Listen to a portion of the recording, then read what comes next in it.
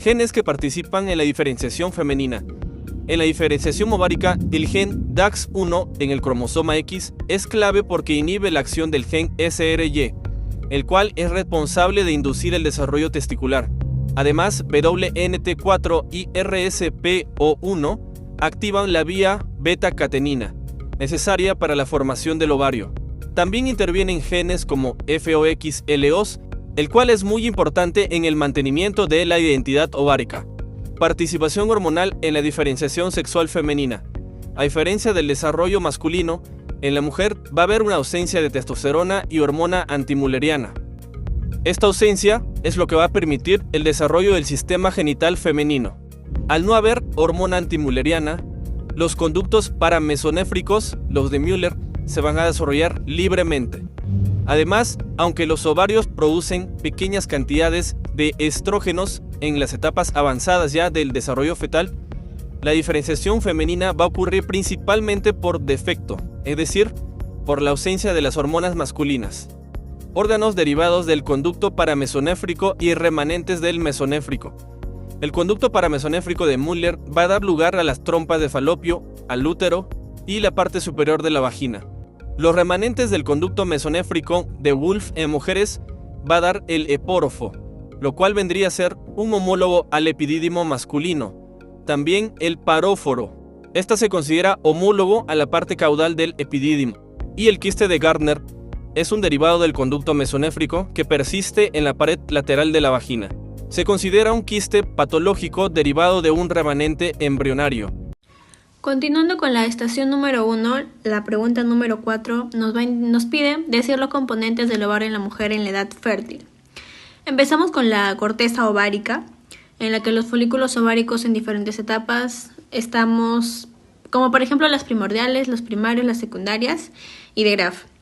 El cuerpo lúteo, también el cuerpo albicans, el estroma ovárico, que es el tejido conectivo con células productoras de hormonas. Luego pasamos a la médula ovárica, la que está compuesta por los vasos sanguíneos, linfáticos y nervios, y por el tejido conectivo laxo. Y luego el epitelio germinativo, que es la capa superficial, que eso es lo que va a recubrir el ovario. Por último, la túnica albúgina, que es la capa de tejido conectivo denso justo debajo del epitelio. Ahora pasamos a la pregunta número 5, el desarrollo de los folículos ováricos y las características de cada uno. Como ya mencioné algunos, empezamos por el folículo primordial, que es el que va a estar presente desde el nacimiento, y el ovocito primario rodeado por una sola capa de células planas. Luego el folículo primario, donde se va a iniciar la maduración. Las células planas se van a volver cúbicas y van a aparecer en la zona pelúcida, que es la capa entre el ovocito y la granulosa. Luego al folículo secundario, que es el que va a estar en crecimiento, más capas de células de la granulosa, se forma la teca folicular, la interna hormonal y la externa estructural. Y aquí comienza a aparecer el líquido entre las células. Luego al folículo terciario ventral se forma el antro, que es la cavidad llena de líquido, el ovocito rodeado por la corona radiada y se desarrolla entre la teca externa e interna. Luego al folículo de Graf, ahí ya va a estar listo para la ovulación, el antro está grande y el ovocito desplazado a un lado. Va a expulsar el ovocito secundario durante la ovulación. Luego tenemos al cuerpo lúteo, que es el resto del folículo tras la ovulación. Va a producir progesterona y algo de estrógenos. Tenemos al cuerpo albicans, el último. No hay fecundación. En el caso de que no haya fecundación, el cuerpo lúteo no degenera, y se convierte en el tejido cicatrizal. Ahora, pasando a la estación número 2. La pregunta número 1 nos piden las dimensiones de los ovarios y la circulación.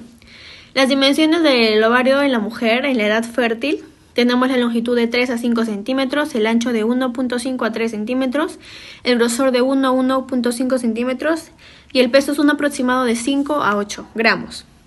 Ahora, la circulación arterial, tenemos a la arteria ovárica, que es la rama directa de la aorta abdominal, la rama ovárica de la arteria uterina, y por el lado venoso, la vena ovárica derecha, que va a drenar con la vena cava inferior, y la vena ovárica izquierda drena con la vena renal izquierda. Estación 2, pregunta 2. Dimensiones de las trompas uterinas y características de su circulación. Sus dimensiones es de 10 y 12 centímetros de longitud, su diámetro varía según el segmento.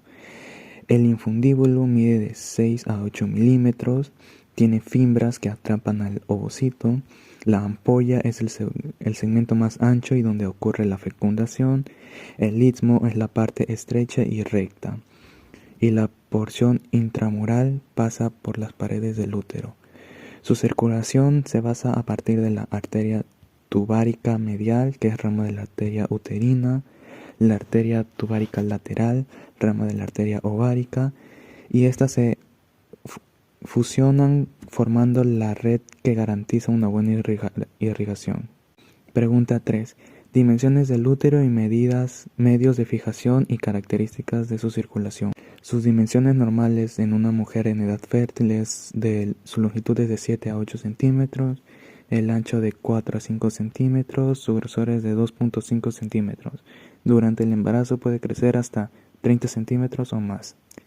Sus medios de fijación del útero tenemos el ligamento ancho, que sostiene el útero a la pelvis, el ligamento redondo que lo ancla hacia adelante, su ligamento uterosacro lo fijan hacia atrás, sus ligamentos cardinales o mascaront lo sostienen lateralmente, y el piso pélvico, músculo como el elevador del ano evitan su descenso. Su circulación es a través de la arteria uterina, rama de la ilíaca interna, y se fusiona con la arteria ovárica. Y pregunta 4. Dimensiones de la vagina, componentes de la vulva y características de su circulación. La vagina tiene una longitud de 7 a 9 centímetros por delante y de 9 a 12 centímetros por detrás. Las paredes elásticas con pliegues o rugas, tapizadas por el epitelio escamoso y comunican el útero con el exterior. Los componentes de la vulva son el monte del pubis, los labios mayores y menores, la clítoris, un órgano eréctil y muy vascularizado, el vestíbulo vaginal, el orificio uretral externo y las glándulas de Bartolino, la lubricación. Su circulación de la vagina y vulvar es a través de la arteria vaginal y ramas de la arteria uterina. La arteria pudiente interna nutre el clítoris y los labios, y el plexo venoso vaginal drena hacia la vena ilíaca interna. Continuando con la estación número 3, órgano sexual femenino, la pregunta número 1, describa las divisiones que se presentan durante la ovogenia. Estas van a ser las células germinales primordiales que van a aparecer alrededor de la tercera semana de gestación en el epiblasto exactamente. Van a migrar a través de la línea primitiva y van a colonizar la cresta gonadal hacia la quinta o la sexta semana de gestación, donde va a iniciar su diferenciación a ovogonias. En la etapa fetal, las células germinales primordiales van a migrar a la cresta gonadal. Esta se va a diferenciar en ovogonias que se van a multiplicar por mitosis. Algunas se van a convertir en ovocitos primarios y van a entrar en meiosis 1, pero estas se van a detener en la profase 1, exactamente en el diploteno. En la pubertad, en cada ciclo, algunos ovocitos primarios completan la meiosis 1 y van a producir un ovocito secundario, un cuerpo polar. El ovocito secundario inicia meiosis 2 y se detiene en metafase 2 esperando ser fecundado. En la fecundación, solo al ser fecundado, completa la meiosis 2 generando un óvulo maduro y un segundo cuerpo polar. Un dato curioso es que al momento del nacimiento, una niña tiene aproximadamente entre 1 o 2 millones de ovocitos primarios y en la pubertad quedan de 400.000, pero solo 500 o 400 ovocitos van a llegar a ovular durante toda la vida fértil. En esta imagen se puede describir las divisiones que van a presentar durante la ovogenia. El ovocito primario se convierte en ovocito secundario y luego a un óvulo maduro. También puede presentarse como ovocito primario, después a primer corpúsculo polar, y estos corpúsculos polares van a degenerarse. En la pregunta número 2, describe el proceso de síntesis de estrógenos y progesteronas. En el estrógeno Lo que va a influenciar es el colesterol, la granulosa, la teca, lípido base a partir del cual se va a sintetizar todas las hormonas esteroideas. La prenolona también es importante en la granulosa y la teca. Es el primer esteroide formado a partir del colesterol en las mitocondrias. La progesterona también es una hormona esteroidea clave para el ciclo menstrual y precursor de andrógenos. Estos andrógenos se dan en la teca, hormonas sexuales masculinas como la androstenediona, producida por la célula teca. Los estrógenos también, estas se van a dar en la granulosa, hormonas sexuales femeninas producidas por conversión de andrógenos en la granulosa vía aromatasa, y la progesterona se va a dar en lo que es el colesterol, la granulosa teca, el lípido precursor de todas las hormonas esteroideas. La prenolona es en la granulosa teca también, primer esteroide derivado del colesterol formado en la mitocondria. Y la progesterona es una hormona clave en el ciclo menstrual y el embarazo, formado a partir de la prenolona por la enzima 3-BHCD. Pregunta número 3. Participación de la enzima aromatasa, la ubicación, estimulación y la acción. La aromatasa va a ser una enzima clave que va a catalizar la conversión de los andrógenos, androstenediona y testosterona, y en estrógenos, la estrona y el estradiol. Este va a ser el paso final y limitante en la síntesis de estrógenos, que se encuentran principalmente, su ubicación se da en las células de la granulosa de los folículos ováricos. También va a estar presente en otros tejidos como el tejido adiposo, el cerebro, el hígado y el músculo. Va a ser estimulado fuertemente por la hormona folículo estimulante, y la acción fundamental para la producción de estrógenos se va a dar durante la fase folicular, lo que a su vez estimula lo que es el crecimiento del endometrio. Buenas tardes, mi nombre es Adrián Deza. La pregunta 5 de la estación 3, describir la acción del estradiol. El estradiol es una de las principales hormonas sexuales femeninas del grupo de los estrógenos, y esta a su vez va a desempeñar una de las funciones cruciales tanto en mujeres como en hombres, aunque claro que predomina en el organismo femenino. Su acción es muy amplia y se ejerce principalmente a través de la unión a receptores estrogénicos.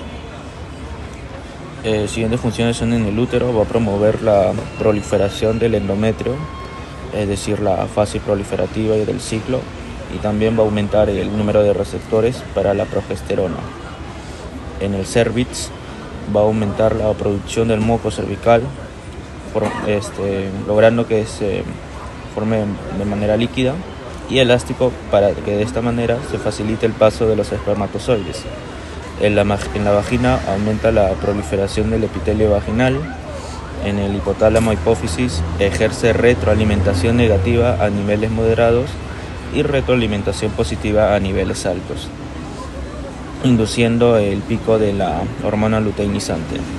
En el ovario aumenta los receptores de la hormona folicoestimulante, la FSH, en las células de la granulosa, potenciando la acción de esta misma. En la mama estimula el crecimiento de los conductos mamarios. En huesos y sistema cardiovascular va a promover la densidad ósea y va a tener efectos cardioprotectores. Por último, en el metabolismo va a contribuir a la distribución de grasa corporal típicamente femenina.